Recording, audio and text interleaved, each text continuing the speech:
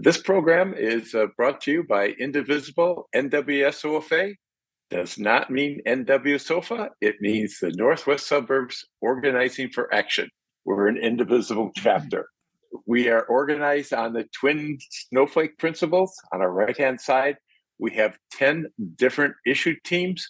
Starting at the top left, our very first one was gun violence prevention. Then we worked hard with Barack Obama and his administration on healthcare reform. We've been working on comprehensive immigration reform, social justice. We have a very strong Stand With Women team, a strong fiscal and economics team. As the elections get closer, we'll do more and more election outreach, federal, state, and local. Our climate change lead, Mark Lundholm, who is on tonight, had a great presentation on Tuesday. And then today is ROD, Restore Our Democracy. And they work on voting rights, elections, gerrymandering, vote by mail. And recently, we've added a new ROD area, picking up the confronting of disinformation that Jim McGrath works on. And then you can see all the different things that we do on our communications snowflake.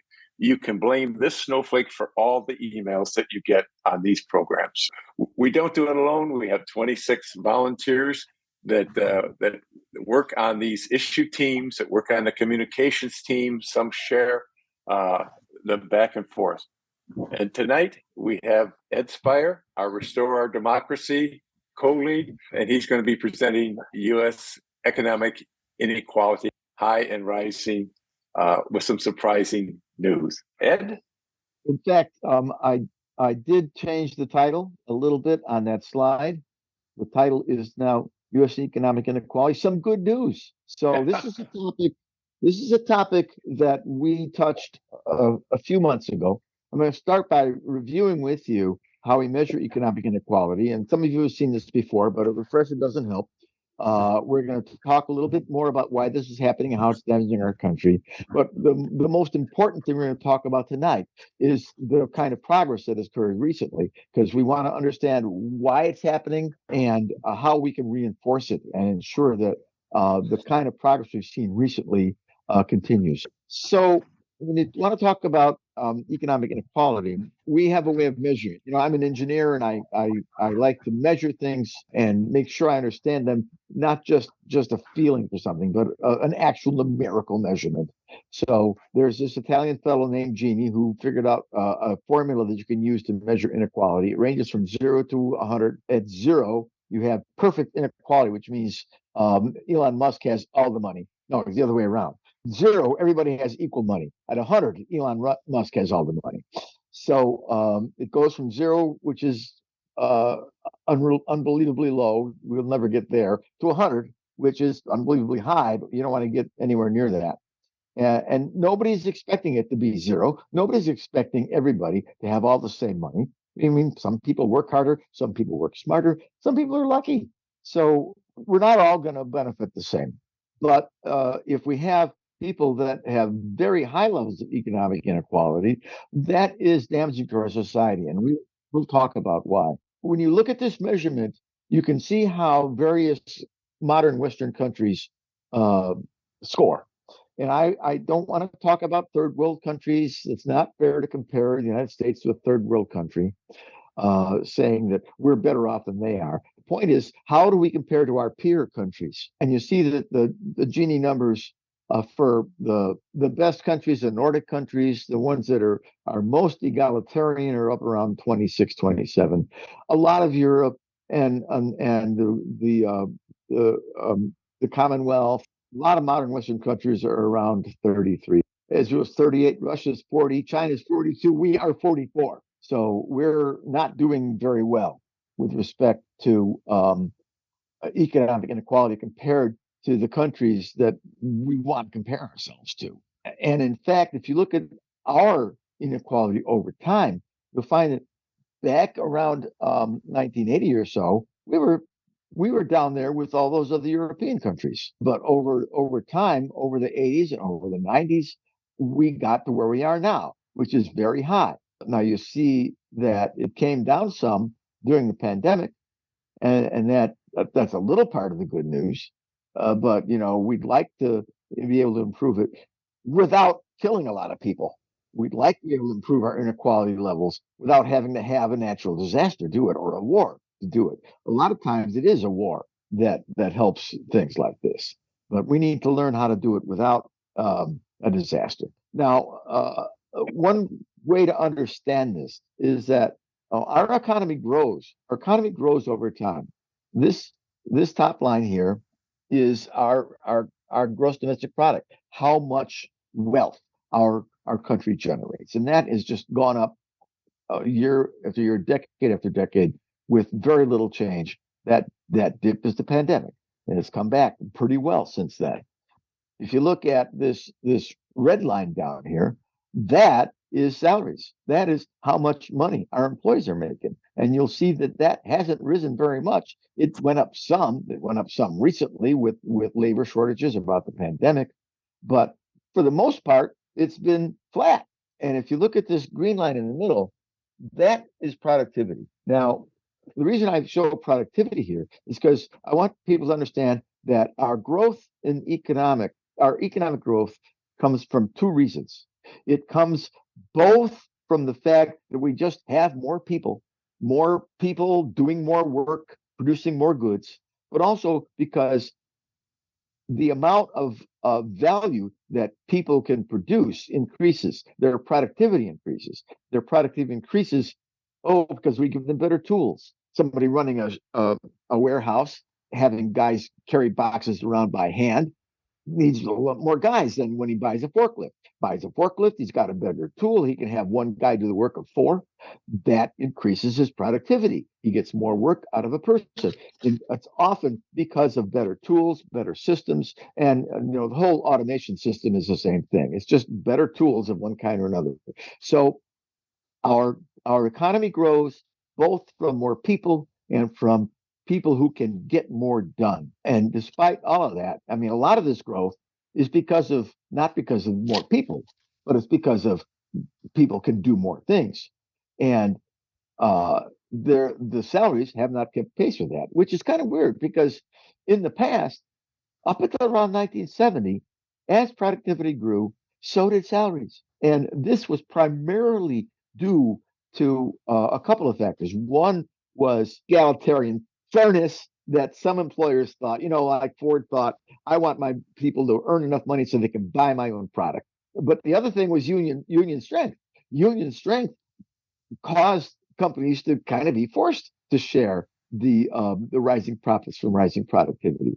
And around 1975 or so, this stuff started to break apart, and productivity continued to go up. The compensation didn't go up as fast as productivity did. So, well, why did that happen? Well, first of all, let me say that if you think about union strength, a lot of people say, well, unions are not all that great. They suppress economic growth. They cause prices to be higher. I mean, if I have to pay union wages, I'm going to have to charge more. Well, come on, look at some of these other countries we've compared ourselves to. We've compared ourselves to some of the Scandinavian countries that have much lower economic inequality than we have. And just look at a fast food worker in the U.S. Doesn't do very well. Now, these figures are a few years behind, so it's better than this now. This is probably about 5 years behind, but it's still not like this because what's going on down here in Denmark is that these employees are unionized. Because they're unionized, they can bargain for this kind of work. They can bargain for these kind of benefits. And did it cause the price of the product to go up dramatically? No. It did cause corporate profit to be lower, but it didn't cause the price of the product to go up dramatically. And one of the reasons this stuff works in a country like Denmark is because they really support unions. I mean, if a union puts up a picket line in front of this restaurant, people stop going in because they're not going to cross. Just the average customer won't cross a picket line. And you've seen I saw some stories recently about Tesla having some problems in Scandinavia because they refused to consider unionizing their support operation over there. and they're having trouble getting their product into the country because the people in the country just won't deal with businesses that won't respect workers' rights through unions. But what was it that happened in the 70s? Well, it kind of started with Milton Friedman's teachings, because Friedman espoused the theory in the 70s that the social responsibility of business is to increase profits. He said, look, our retired people are investing their money in our company. The right thing for us to do is to make sure that we do well by that investment, that they're depending upon us to fund their retirement. So we should do everything we can to maximize profits. And a lot of business people and a lot of business schools took that really to heart, and they started teaching that very theory very strongly in the MBA schools and the likes, that our business here is to maximize profit, period. That's the most important thing. And that viewpoint started to erode support for unions, because obviously, if you're going to negotiate with your unions for higher salaries, you're going to lower your profit. So business concentrated on increasing profit, and that's when this diversion started to happen. They started trying to do whatever they could to limit salary growth, and they did at the same time increase executive compensation. And they did most of this by lobbying our government for policies that help them: financial deregulation, tax cuts, trade policies. In each of these areas, there's significant impact. The limitation of salary growth, they did that primarily through destruction of unions, and destruction of unions mostly through government policies and laws. I mean, Reagan started this by breaking the air traffic control strike. Many states passed right to work laws, just allowing inflation to effectively lower the minimum wage. We haven't had a national increase in the minimum wage in ages.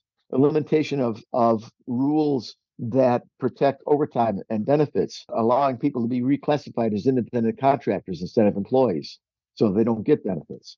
Just offshoring of a lot of work, so it's not even done in this country. All these things limited the amount of money that corporations had to spend. And at the same time, the executive compensation went way up for several reasons. There were changes in tax laws, changes in the structure of corporate executive compensation, the very drive for short-term stock price increase, which is the kind of thing that Friedman set off, financial deregulation. Just to talk about some of those areas, the changes in tax laws. The taxes used to say that executive compensation could be anything you want, but in '93 they changed the law so that you couldn't pay your executives just anything you want. If you paid them a whole lot, the first $1 million was deductible, but after that, if you paid them more than $1 million, you couldn't deduct that from your tax statement. So it really would hurt your bottom line. But they did have a caveat. They said pay above $1 million is okay as long as it's as it's related to a performance-based metric of some kind. So you can say, I'll pay you more if you can produce more widgets, or if you can produce more widgets more cheaply, or anything like that. So what they did, because of that change in tax law, they changed the corporate compensation so that it was all tied to the stock price.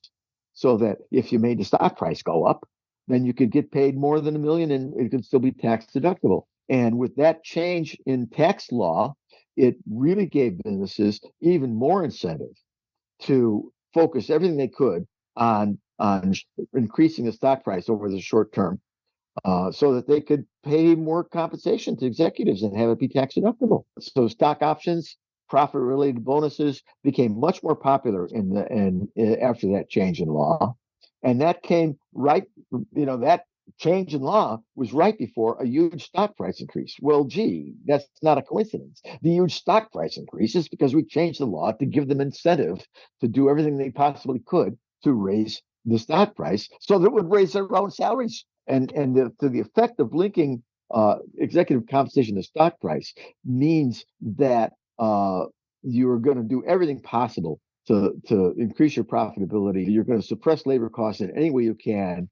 You're going to ensure that boosting corporate profits is your primary goal, and that was what led to a tremendous rise in the amount of productivity increases that went to profits instead of to workers. Financial deregulation was another big part of it. With the financial deregulation, we find finance professionals that can claim excessive pay just by siphoning off a little bit of the money that's flowing through our organization. And because these people are inflation adverse, I mean, they got a lot of money. If you have a lot of money, you're inflation adverse. So then they argue for policies that will reduce inflation, even if that means increasing unemployment. That has a destructive effect on wage growth for most people. I mean, it helps the people that are running Wall Street, but it doesn't help the rest of us. And those factors, falling top tax rates, preferential tax treatment of stock options, financial deregulation, failure of corporate governance to look into the long term and to only focus on the short term, combine to increase the incentive, the ability of well-placed actors, executives, to claim larger and larger shares of income over past generations. And why were these changes made? They're made primarily because businesses spent money lobbying government to implement policies that help them. And it really all started around the time of Nixon, because Johnson implemented some stuff that business leaders didn't like. Medicare, it raised taxes on businesses. And when Nixon came in, the business leaders felt that Nixon would roll back some of that stuff, just the same way Trump tried to roll back some of Obama's stuff. And they didn't. Nixon didn't do that. Nixon made it even worse in their eyes when he created the EPA. And it's in the time of Nixon, around 1975, that business people decided they couldn't trust either political party to look out for their purposes. So they started spending more and more money on lobbying. They spend more every year, and they get their money's worth for that because they get the laws and policies that make possible all the stuff I just showed you. And this stuff has high impact on us.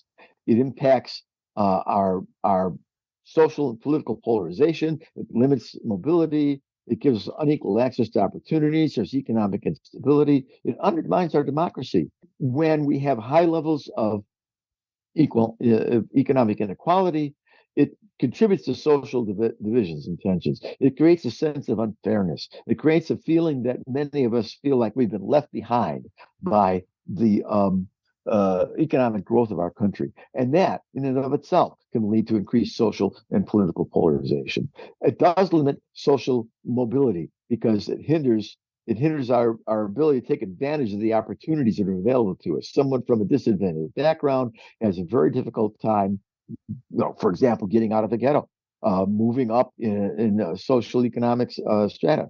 It can lead to families that are in poverty for generation after generation after generation, and that is very damaging to our population. A lot of that comes from unequal access to opportunities, the ability to get a good education, to get good health care, to find a good job. These things are harder for a lot of folks than they are for others. And that's primarily because a lot of families can afford to help their children in all these areas, and a lot of families can't. So the inequality in our society impacts how our families can help their children get established, and this further deepens socioeconomic gaps, hindering societal progress. It even causes some economic instability when a significant portion of the population barely get by month to month on their paycheck, and they can't save. They can't spend on extra stuff they would like to spend on. It means we have lower consumer demand than we would have had otherwise. Now, I know right now consumer demand is pretty high as we come out of the pandemic, but in general, we can easily build more stuff than we can sell. And that really does hold back our economy. And so back when a guy like Henry Ford said, "I want my people to earn enough so they can buy our products," that person had his head on straight. And a lot of people right now who say, "I want to pay my employees as little as possible, and I don't care if they can buy our products or not," they're destroying their own customer base. And all this stuff boils down to undermining our democracy. People feel that the economy is unfair to them. The government is not helping them. The concentration of wealth means that a few people get to call all the shots in the country. It skews policy decisions in the favor of the wealthy and erodes the voice and representation of the broader population. So this high level economic inequality really is damaging. It's damaging to our economy. Folks can't afford to buy what they want to. It holds back their standard of living. They can't afford to educate their children as well as they'd like to be able to for many people. They can't afford as health care as they ought to be able to get. And it damages our society as people lose faith in their future. We've even seen a rise in suicides from people who've lost faith in their future.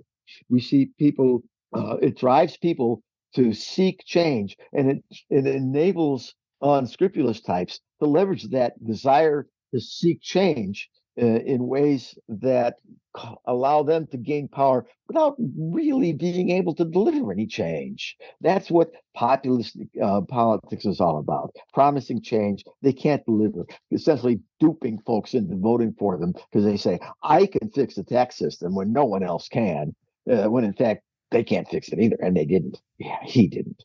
So what do we do? Obviously, the important thing is to reverse the policies. We've made a lot of suggestions. There's a group called the Roosevelt Institute that has drawn on the legacy of the Roosevelt administration and to talk about how we can renew our economy. It was created in 1987, and it merged with another group. It remains one of the leading nonprofits in this area, and it launched a group that does deep policy analysis, and they come up with good suggestions what we should do. Joseph Stiglitz was hired by them to put together their recommendations, and they put together a report that called for the kind of things that progressives have been calling up for a long time: higher taxes on those most able to pay them, higher minimum wage, more regulation of Wall Street to stop the siphoning off of our wealth through our financial deregulation, more support for labor unions, more aggressive antitrust enforcement, more government investment in economic growth. These are all the kinds of things that a lot of progressives have been talking about for a long time. And there's been a lot of response to this kind of thing. National news outlets have given it a lot of visibility.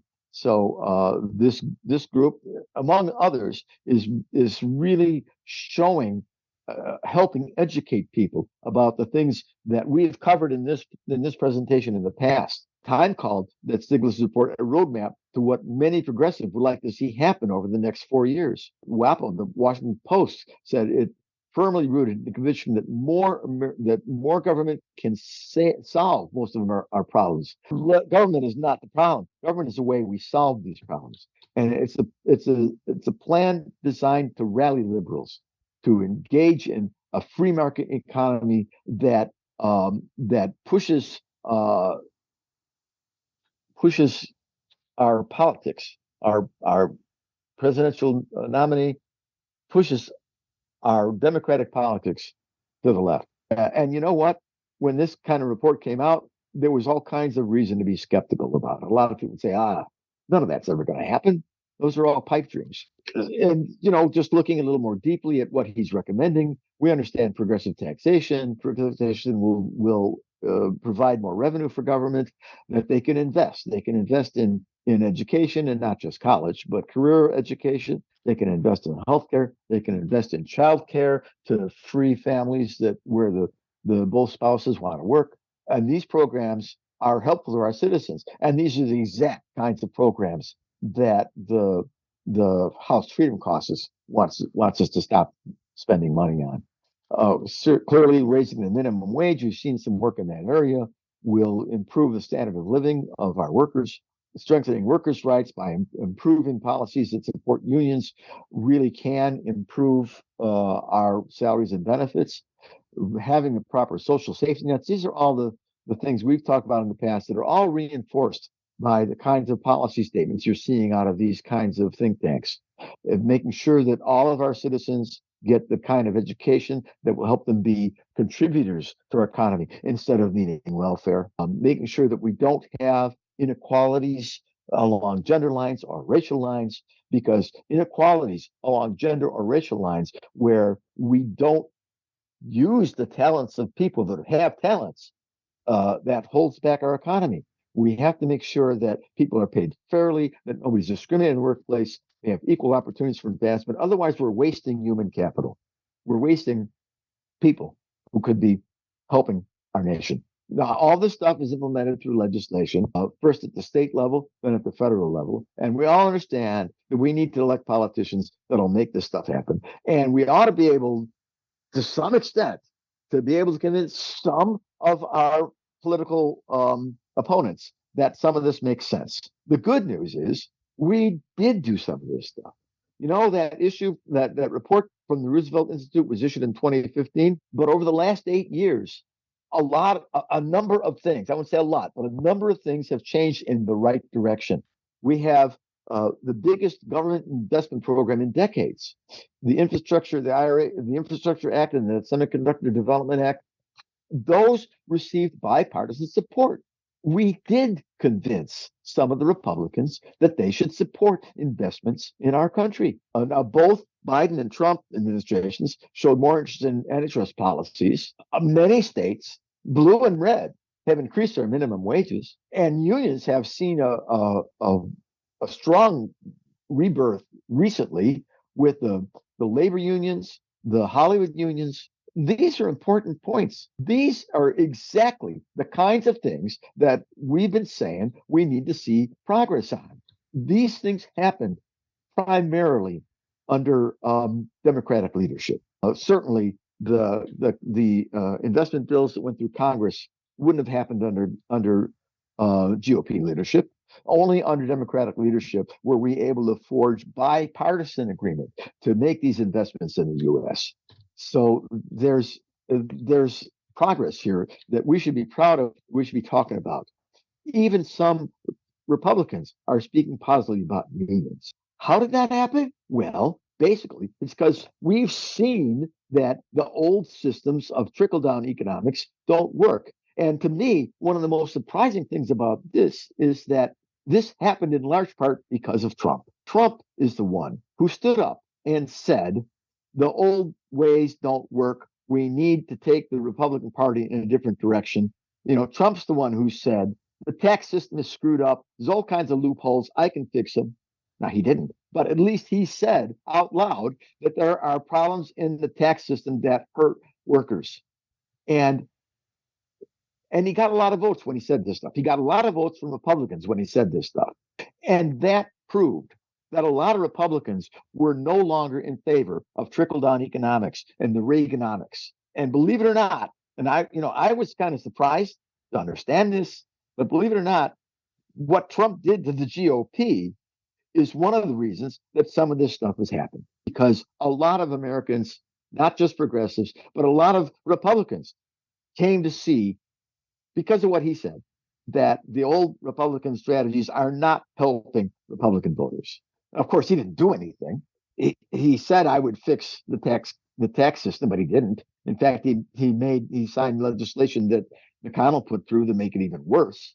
But he did make it more likely that people would think about changing course. Biden's top domestic policy advisor said in 2018, Trump has widened the aperture for policy discussions. Trump's rebellion within the GOP made it possible to consider stuff in our country that was hard to consider before. And I don't like to give Trump credit for anything, but I got to give him credit for that. But where do we go from here? Well, we still have a lot of problems. We still have a lot of things from the Reagan era. We still have taxes on the rich too low. We still have corporations that are huge and corporate profits are enormous. I just saw a report today that we've had a pretty good economic quarter, but prices are still high. And part of the reason is that corporations refuse to lower them after the supply chain gets fixed because they're making enormous profits.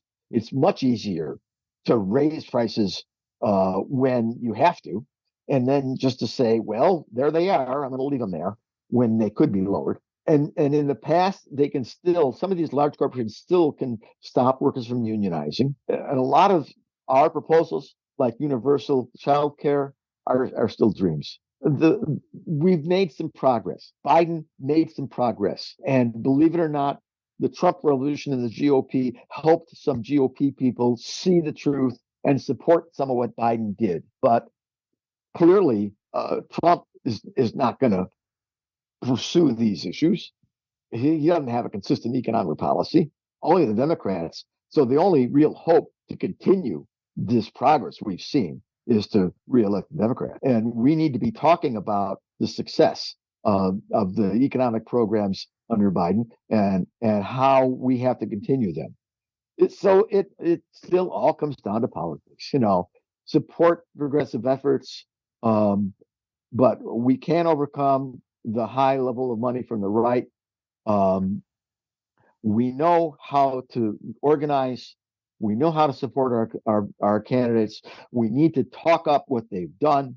We need to make it clear that the only way we'll continue this progress is to keep Democrats in office. And all y'all know what I'm going to ask you to do. I'm going to ask you to go out and knock on doors. I'm going to ask you to write postcards. I'm going to ask you to do phone calls, because we got to win this next election to continue this progress. And we need your help to do so. So that's the bottom line. We've made progress for surprising reasons, and we can continue making this progress if we keep Democrats in charge of Congress. We don't need to have control of both houses, but if we can keep control of one house, so the one house can bring forth progressive policies that a president can support, we can continue to make progress as Biden has done. So as I said, I'll send these slides out. We have all this information in here. The last one is the report from the Roosevelt Institute that is new from the last time I presented this data. And that's what I have for us today. We have made progress, and we need to capitalize on it. We need to talk it up. We need to help folks understand that we made progress, and that even some Republicans helped us make progress. But it takes Democratic leadership in Congress to do it, and we need to continue to have that Democratic leadership in Congress. That's what I have. I'm open for questions now. First off, we had a comment from McGrath. She says the European countries, the whole system is different. Not only the support of unions, everybody has health insurance, unemployed have their vacations. Yes, taxes are higher, but the discrepancy between the rich and the normal people is smaller. So that was just a statement. And then Ari Pennant says, isn't the U.S. the only country that structurally empowers capitalism? Well, now I'm not so sure about that. I think that all successful economies are based on capitalism. And I think that most of them have a lot of support for capitalism in terms of subsidies in industries that need help, in terms of in working to ensure there's a good supply of trained workers, of competent workers. I think the difference between the U.S. and most of the other countries is that we're not regulating capitalism in a manner that causes it to benefit the wider population. We allow, you see, unregulated capitalism will concentrate wealth in the business owner, because the business is there to make a profit for the owner. That's why people run a business. I ran a business. I did it so I could make money and bring it home to my wife and kids and have a nice life. That's why people run a business. They run a business to make a profit. And if you want a business to do anything besides make a profit, you pretty much need regulation to make them do it. So we in the U.S. don't regulate business in a manner that ensures that everybody benefits from it. We allow unregulated capitalism pretty much to benefit the business owner, and that's the end of it. Whereas a lot of those European countries, they have a capitalist economy, but they have policies and regulations in place that ensure that the benefits of a strong capitalist economy benefit more of the population, and not just concentrate the benefits in the business owner. To say that we are the only ones that invest in capitalism is wrong. They all invest in capitalism. I'm sorry, I didn't say we were the only country that invested in capitalism. What I said was, isn't the United States the only country that has structurally empowered capitalism? And I use the reference of Citizens United. Citizens United has structurally allowed corporate entities to put investments in politics, in nonprofit organizations, and all of the other things that are in this country that most that I know of, westernized countries do not have such an impacted. Yes, I understand your point. And first of all, if you go back to the slide that I showed about lobbying and the investment that businesses make in pushing policies towards their benefit, that stuff was going on long before Citizens United. Yes, but Citizens United has made it so that we don't know who they're giving it to. That's what I'm talking about, the structure. Yes, they've always been doing it, but until Citizens United, it had to be acknowledged. It had to be disclosed. It no longer has to be disclosed. That's what I'm talking about. Okay, I'm not sure I agree with your characterization of Citizens United. My point is that yes, Citizens United, along with a lot of other stuff, have caused our businesses to be deregulated.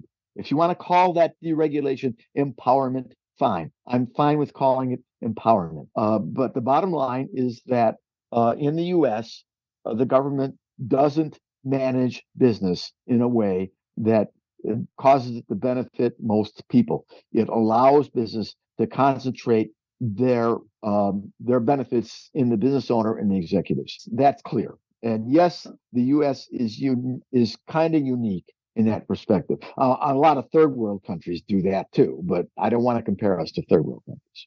So I think we're in agreement. We might disagree a little bit on how important Citizens United is, but in general, I agree with you. So Ed, Amy Seidenbecker says, at what point is it a oligarchy when wealthy people have so much power politically?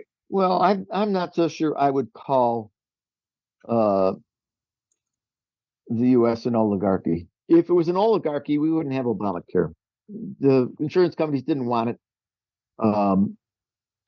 The folks who invest in insurance companies didn't want it. But we had enough votes to elect the guy, and we had enough votes in Congress to make it happen. So our democracy is a flawed democracy, but it's still to some extent a functioning democracy. I agree that unlimited political money has too much influence in our country. And one of the things we need to do is to get control of unlimited political money. And Democrats have routinely introduced bills to do that, and the GOP routinely blocks them. But I wouldn't call us an oligarchy yet. Maybe we're half, something like that. Does that answer the question? Okay, let's move on. All right. Ken Olson says, I believe that most of the policies that increase inequality have been put in place by the GOP, yet they have been effective in getting those negatively impacted to vote for them. Sure. How do they do this, and how can we change it? Okay, well, how they do it is they focus on individual issues that are hot button issues, like abortion. They'll say, vote for us because we will outlaw abortion. And at the same time, we'll reduce your salary, but we're not telling you that. We're just telling you we're going to solve the abortion problem or the immigration problem or some hot button problem. A couple of things that we need to do about that then, of course. One is we need to make it clear that, yeah, they say this to you, but they're not saying to you that they're also going to implement policies that will hurt your retirement, that will hurt your salary. And in fact, our saying it doesn't necessarily help. What has helped more than anything else is people seeing it, people seeing that their retirement sucks and seeing that their salaries are not good over generations and seeing that their kids won't have as good a future as they did. We can then once they see that, once they realize that, we can say, understand how that happened to you. Understand that happened to you because you voted for these guys, because they duped you in with these policies. But the other thing we really need to do is make it very clear that we're voting for policies that actually help them. I don't know that we do as good a job on that as we could. For example, the infrastructure bills that we've passed, most of the investments we're making are in red states.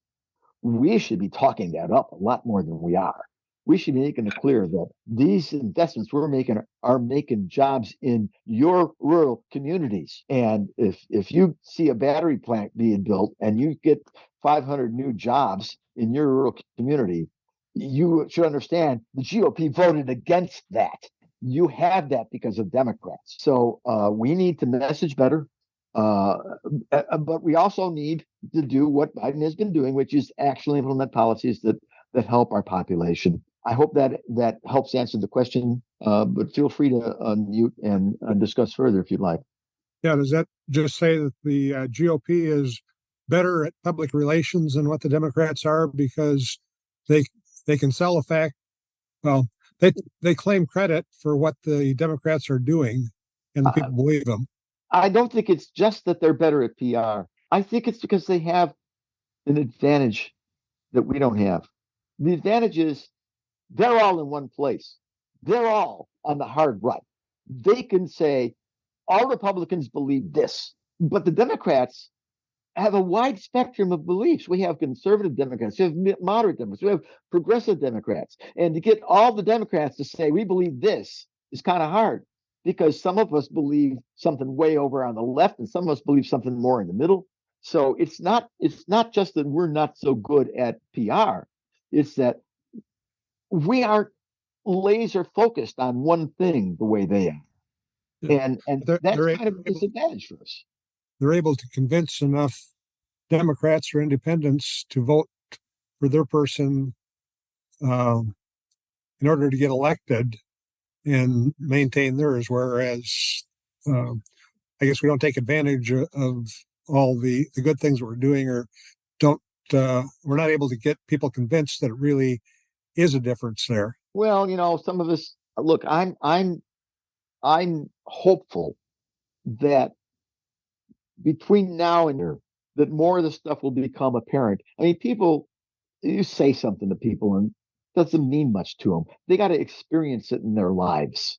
If they experience in their lives that their daughters can't get an OBGYN in their state anymore because their state has gone far red on reproductive rights, they'll pay attention to that much more than our saying that reproductive rights are important. And you will note that we have seen the GOP pushing things so far that they're losing votes over their policies.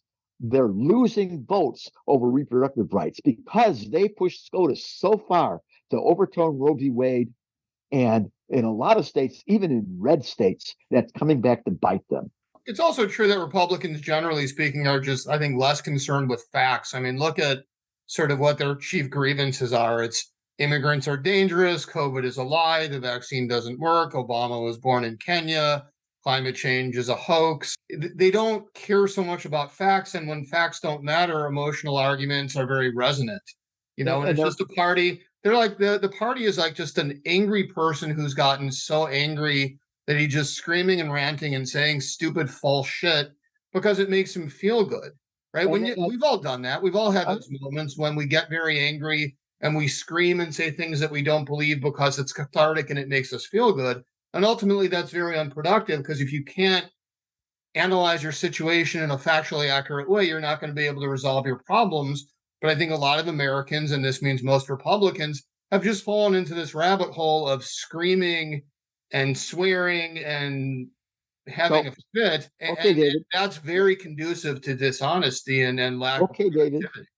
Okay, David. So, yes, and part of that problem is that our media is completely stratified, and there are people that can live entirely in a media world that only supports this alternate reality that isn't really true. That's a tough nut to crack. I think that we need to spend more time educating people. Heck, that's why I do these presentations, to educate people. That's why I say to all of you, find any warm group of 4 or 5 people, and I'll do this again for them. We need to educate as many people as we can, and I've recently come to believe that we need to educate mostly young people. We don't have a lot of young people in this thing here. And I think that some of these things that we're going to have to change will be generational changes. The way we got people to wear seatbelts, the way we got people to stop smoking, wasn't because we convinced a bunch of old guys to not wear their seatbelt smoking. It's because we convinced future generations this is the right thing to do.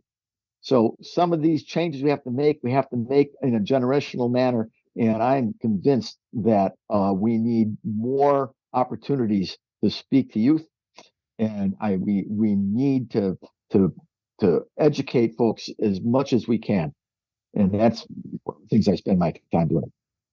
Okay, Linda Settler says, piggybacking on what Ken Olson said, can we use the failures of what the 401k was supposed to do to show how hollow these ideas are? I think we can. And I think one of the things I said in this presentation is the reason that we've been able to make some progress recently is because some Republicans have started to admit that the emperor has no clothes. Some Republicans have started to admit that trickle-down economics has failed them, and that replacing a defined pension benefit system with a 401k has left them without adequate retirement funds. Yes, I think that, and once again, it's not so much that we say this; it's that they experience it in their own lives. And I also think we have to express it differently. So I just want to say I'm not a millennial, I'm Gen X. Okay. So I'm not a baby boomer, I'm Gen X. And this is what I was sold on. Okay. I was sold on a 3-legged stool, which was Social Security, a pension, and a 401k program, right? And so now Social Security will never ever sustain me. It may not even be there for me as a Gen Xer when I am actually your age. And that's just a reality that I have to think about. It may or may not be true, depending on projections. I do understand that. And then pensions. I've never had a pension. I have been in the corporate world my whole life. I was supposed to make all kinds of money. I was supposed to have a pension. I've never, ever had a pension anywhere I've worked. And then the 401k system was supposed to supplement these other 2 things, right? And it was supposed to give me an ability to manage my, retirement savings. And all of that is a lie, because a lot of what it is that we ever do gets eaten up by management fees. And it's an incredibly cumbersome and complicated system. And what it does is just enables all of these incredibly powerful financial companies to just rip off and take advantage of people. And so Gen X is just going to, we are not going to have any kind of retirement funds. And that's just the reality. So I actually do think that this is something that can be talked about in a very, very specific way to make people understand where these policies came up. So I'm not just bitching at you. I'm giving you a very, very specific idea that I think actually can have traction I know we're small, and I know that we really haven't mattered in most of American politics. But right now, we actually run corporations. We run media companies. We're like getting to the point where we actually do some of this stuff. So if you talk about this, we actually might be on board with you. Thank you very much. Let me say a couple of things about that. I think that Social Security will be there. I don't believe that it is politically possible for us to allow Social Security to disappear or to degrade tremendously.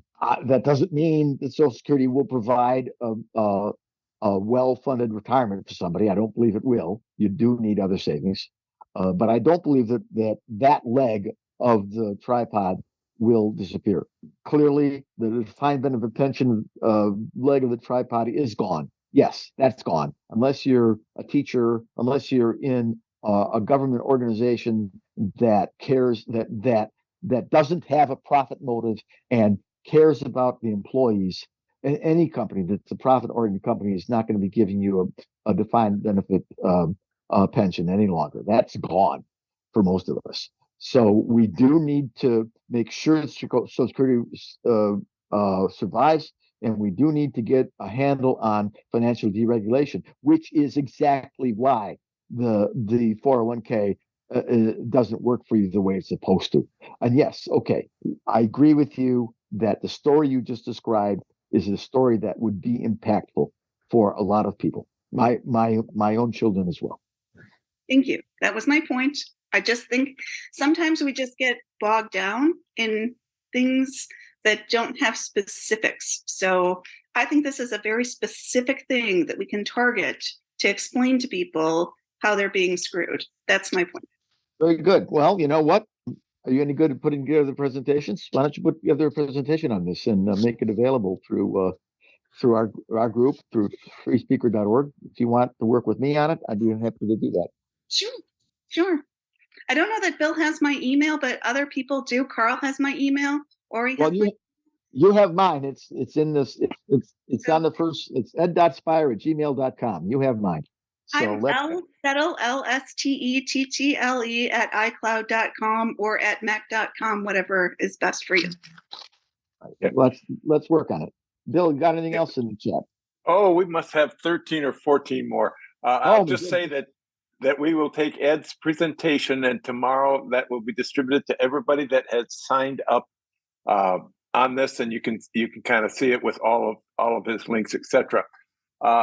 I do see a very interesting comment from Harriet Dart. She says, any comment on the March 2021 report by the National Bureau of Economic Research on tax evasion by top income distribution, referenced in the book Poverty? Well, I'm not familiar with the report. I'm not surprised to find that the top 1% finds ways to lower their taxes, some of which might very well be illegal. We've added significant funding to IRS to be able to find these people and correct their tax returns. The GOP is determined to stop us from doing that. But I don't think they'll succeed. So it's a problem we know. It's a problem that the Democrats and the Biden administration are addressing by increasing funding for tax auditors targeted at the very community you're talking about. Another question that we had early on from Ken Olson. Several European countries have recently elected Trump-like leaders. What impact do you expect this will have on the EU and here? I don't focus on the EU that much. I do know that the kind of populist sentiments that you see happening here are happening in other countries as well. In many cases, it's primarily a response to the societal pressures that the pandemic caused. I'm hopeful that let me say this about that. We have more problems than any European country. We have a white nationalist problem in terms of people who think that they're losing their country, which is much worse than what you find with Germans who don't like Turks coming in, for example. Far worse. So I think the recent increase in populist activity there is more related to the pandemic than anything else. So I'm hopeful that it's short term, but I frankly I don't know very much about it. And that's a not very well what I've given you is a not very well substantiated opinion. Okay. Okay. So Judith Wilkes had two comments. I'll read the first one.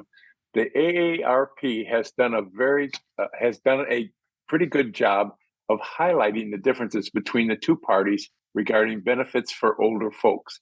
I think the GOP is even putting together their own version of an AARP publication for Trumpy seniors. We actually talked about that at Coffee and Conversation the other day. And when you respond to that, I'll read you the second piece. I'm sorry, what's the respond to? I didn't hear a question. Just the fact that they're putting together propaganda regarding Right. I don't know what they're going to say. I mean, what can they say? They can't say immigration is stealing your jobs, retired people. They can't say I don't know. So maybe we should look at what they say and produce a rebuttal document. But okay. So Judith had another comment. She said, "I heartily concur with Dave Rosenthal. The GOP has tapped into emotions, and it won't help us all that much to point out facts, such as that much of the investments in infrastructure are happening in red states." I agree. I agree, which is why I said statements aren't as important as actual impact. When there's a plant starting up and there's 500 new jobs, then there's actually something happening, and then you can say this happened, and this only happened because of blue policies. The red policies would not have done this. But to say, which is kind of where we are right now, to say this is going to happen, that doesn't help very much. When it does happen, you can talk about it. A couple more comments. One from Peg Riggs.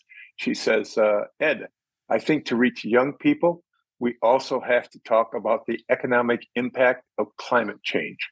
Garrick Balk says, "As retired public school teacher, I can't collect Social Security along with my pension." Those are just comments. Seth Tucker says, "I appreciate the Gen X comment. I'm also Gen X, and must say that none of my Gen X circle believes pensions were a leg in the stool. No Gen Xers have expected that leg. IMO." Let's see. Judy James says, "Also as a public school educator, we can't collect any of our spouses' Social Security if they die before us." And now let me say this about that. I understand that some people who have good pension benefits don't participate in Social Security. But I have friends who are retired teachers, and their pension benefits are better than what I get from Social Security. So I think that it is a quid pro quo. If you work for a nonprofit, a government organization that respects employees and wants to make sure they're well taken care of and puts together the financial capabilities to take care of them, then you're better off than you would have been with Social Security in the first place. And I don't know if you should feel bad. I guess maybe it is a little unfair about the spousal thing, though. Yeah, so there's 3 or 4 back and forth and clarifications that are up on chat. I would say that people would be best off to kind of see that, and that is, I think, it, Ed, for the questions. A lot of comments, a lot of interaction, and that is just excellent. So the comments and the suggestions about what we should be talking about, we need to take those to our candidates. We need to take those to our political parties. I mean, I appreciate the input. I can use some of that stuff in some other presentations, but we need to push candidates in the right direction. We need to make it clear to candidates what our concerns are, and we need to ensure that whenever we're talking to anybody about this kind of stuff, we make it clear that there has been some progress. The union progress is obvious. The infrastructure investment progress is less obvious, but I believe it will become more obvious as months go by. The minimum wage increases in some states, the Biden's continued efforts to try and do something over and over again about student debt. These are things we should be talking up, and we should be talking.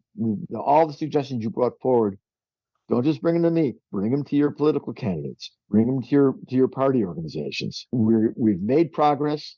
I'm kind of chagrined that Trump's disruption of the GOP is part of why we were able to make progress. But we'll take a win any way we can. And we've made some progress. Let's make some more. We can't do it unless Biden wins. That's it. Biden's got to win. We all have to make it happen. That's it. Thank you all for coming. So let me reiterate that Ed does a lot of presentations for NWSOFA and a lot of other groups. Just contact him, and I'm sure he would work with you. Good night, everybody. Thank you. Good night. Thank you all.